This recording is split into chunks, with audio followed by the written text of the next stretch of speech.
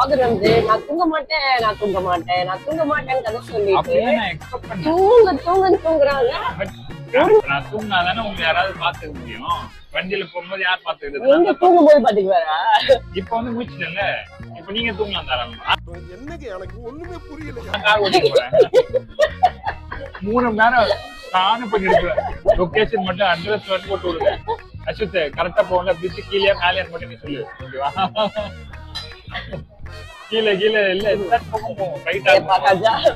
ஒன்னே ஒண்ணு கண்ணே நான் மெயின்டைன் பண்ணிட்டு இருக்கேன் என் காரை.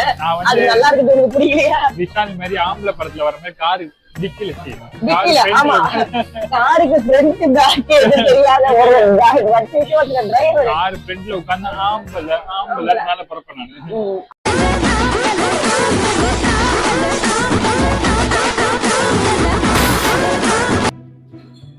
வந்து ஒண்ணு கண்டுபிடிச்சிருக்கேன். இது வந்து பழங்காலத்து ப்ராஜெக்ட்னு நினைக்கிறேன். செம்மையா இருக்கு. அந்த ரீல்ஸ் எல்லாம் வந்து அதுல வந்து கீழே சுத்தி வச்சிருக்காங்க.